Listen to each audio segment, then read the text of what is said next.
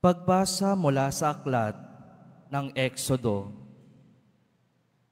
Noong mga araw na iyon, nang makarating sa Faraon ang balita tungkol sa pag-alis ng mga Israelita, nagbago siya ng isip, pati ang kanyang mga tauhan. Sinabi nila, "Bakit natin pinayagang umalis ang mga Israelita? Di wala nang maglilingkod sa atin." Ipinahanda ng Faraon ang kanyang mga karwaheng pandigma at kanyang mga kawal. Ang dala niya'y 600 piling karwaheng pandigma, kasama ang lahat ng karwahe sa buong Ehipto. Bawat isa'y may sakay na punong kawal. Ang Faraon ay pinagmatigas ng Panginoon at ihinabol niya ang mga Israelita na nooy naglalakbay na sa pamamatubay niya. Hinabol nga ng mga Ehipsyo ng mga kawal ng Faraon, sakay ng kanilang karwahe.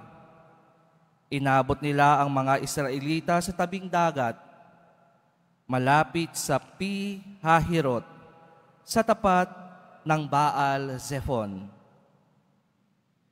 Pinagharian ng matinding takot ang mga Israelita nang makita nilang dumarating ang Faraon at ang mga Ehipsyo.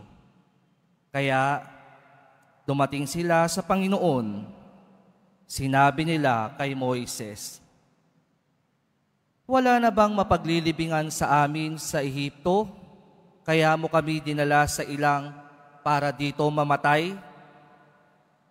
Inialis mo kami sa Ehipto. Tingnan mo ang nangyari. Hindi ba't bago tayo umalis ay sinabi na namin sa iyo na ganito ang aming sasapitin?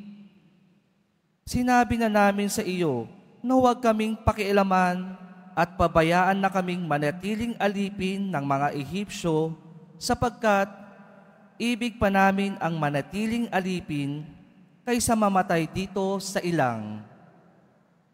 Sumagot si Moises, "Lakasan ninyo ang inyong loob. Huwag kayong matakot.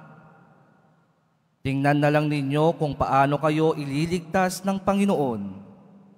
Hindi na ninyo makikita uli ang mga Ehipsyong iyan. Ipagtatanggol kayo ng Panginoon. Wala kayong gagawing anuman." Sinabi ng Panginoon kay Moises, "Bakit mo ako tinatawag? Palakarin mo ang mga Israelita, itapat mo sa ibabaw ng dagat ang iyong tungkod. Mahati ang tubig at matutuyo ang lalakaran ninyo. Lalo kong pagmamatigasin ang mga Ehipsyo at pasusundan ko kayo sa kanila. Ngunit doon ko sila lilipulin. Ang mga Ehipsyo, ang mga kawal ng Faraon, pati ang kanilang mga karwahe. Ipakikita ko sa kanila ang aking kapangyarihan. Sa gayon, malalaman ng mga Ehipsyong iyan na ako ang Panginoon." Ang salita ng Diyos. Salamat sa Diyos.